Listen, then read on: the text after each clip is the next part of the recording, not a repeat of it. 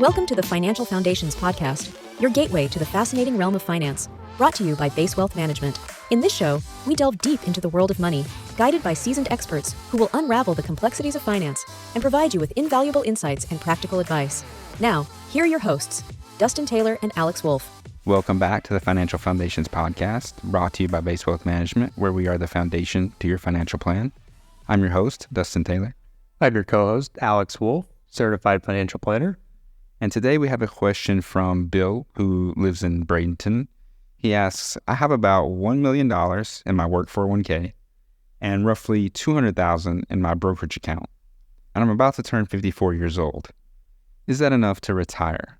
So basically what he's asking is, does he have enough to retire early? I think that everyone would like to retire early, but there's definitely some considerations that you should think about when making that choice. So first, we're going to get into understanding the early retirement finances and discuss the shift from earning money to spending money in retirement. So Alex, can you explain some of the main money challenges when people stop working? I think a good place to start would probably be Social Security because it impacts that quite a bit.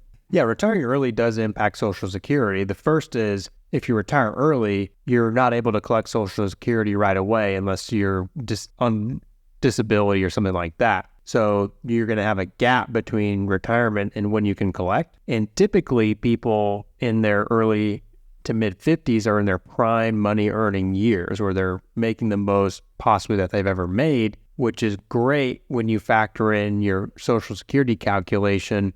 You may be missing out on a decent amount of money by retiring early and how much you're going to collect in the future when you file for Social Security. And along the same lines of that topic, why would it maybe be a good idea to slowly ease into retirement by working maybe a part-time job, and how does that help Social Security? A couple of reasons to maybe slowly transition by working part-time or even working a different job at a part-time level. First is healthcare is a big expense on your own, whether you're seeking private healthcare, going to the marketplace to healthcare.gov, or COBRA are your three main options. Or if you have a spouse that's continuing to work and you can jump on their healthcare and insurance, that is an option, although they may just be deciding to retire with you or already retired. So the healthcare cost considerations is important. Also, when factoring in adding those additional years to Social Security could be impactful on your calculation and how much you're able to collect.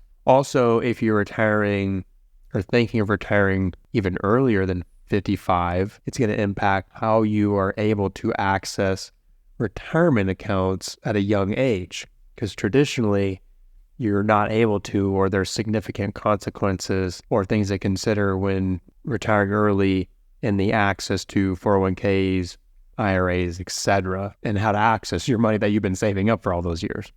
Right. And I want to go back a bit. You mentioned healthcare. So why is healthcare important in early retirement? It's important because typically if you were self-employed and it's not that big of a deal, you just continue to pay your healthcare. But if you were working for a large corporation and your healthcare was being covered in part or in whole by your employer, you're going to have a significant increase in cost when you go to find healthcare for yourself. And it can be expensive if you elect COBRA. It could be expensive if you elect private healthcare, or you may be underwhelmed with the options of public healthcare. So it's definitely a factor to consider until you can get on Medicare at 65. So in addition to healthcare, some other changes that may occur, like your spending patterns and how that affects your retirement savings. So how do spending habits change in retirement, and why doesn't the traditional 4% rule always work? So the 4% rule is definitely a rule that was widely used for a long time, and it has its pros and cons, but doesn't always work in reality or in practice, especially when you think about what retirement looks like for you. Traditionally, people, whether they retire young or not, are more active in the early part of their retirement.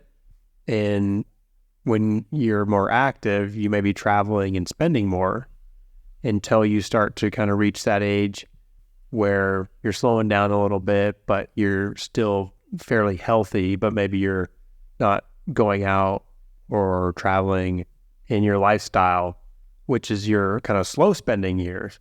And then as you age, healthcare costs go up. Maybe you have skilled nursing care or anything that requires significant costs. So you then again start to spend more as you age. So that looks like kind of a smiley face or an inverse bell curve where you spend a lot at the beginning, you slow down and spend less in the middle, and then start to spend more again at the end. And if you think that you're going to be spending 4% during those 20 to 30 years, or, people live a long life these days with modern healthcare, that 4% rule just doesn't always work. And we've seen that prove itself, especially when you have market volatility. And if you need more when the market's down, or, there's a lot of factors there to consider as well. But people tend to spend more at the beginning of retirement. So in Bill's case, the answer to this question is a maybe. As usual. Luckily, a maybe. There are some things to consider and probably some things that he could do to up his chances to retire earlier to help him not outlive his money. What would some of those strategies be just off the top of your head? A couple come to mind. The first, and why we say maybe, has to do with spending and how much money it takes to allow you to live the lifestyle that you want to live. So for someone who, in Bill's case, he has roughly 1.2 million spread between retirement accounts and brokerage accounts, that might be enough for someone if they maybe have a pension, they live a low cost lifestyle, or maybe they live in an area that has a lower cost of living. In Bill's case here in Florida, you typically see a lot of retirees here because it's been advantageous for them from a tax standpoint, low property tax, no state income tax. So you see retirees come to places like Florida. So if Bill's case was he was living, in New York City, New Jersey, or somewhere with a high tax rate, it may be advantageous and improve his chances of retiring early if he were looking to move to an area that had lower taxes or in a lower cost of living. That can definitely improve the odds that he might be able to retire. And given Bill's age, or anyone who wants to retire early, what are the considerations that should be taken in terms of withdrawal strategies? This is probably maybe one of the more important factors in this question of Bill, is being only 54 and not young, and how you access your money when most of it is in his 401k. So traditionally, when accessing money from an IRA, you have to be 59 and a half. Hopefully our listeners have heard that or are familiar with that age.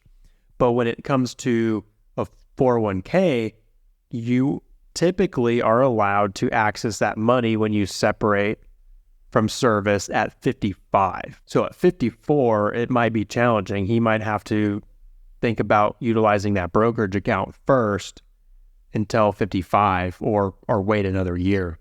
But once he hits 55, once he terminates from service from his job, he can have access to that 401k without any penalty. If it was in an IRA and you retire early, there's a couple of strategies that have serious impacts. One is if you just take a straight withdrawal from an IRA pre-59 and a half, there's a 10% early withdrawal penalty on top of the income tax is owed.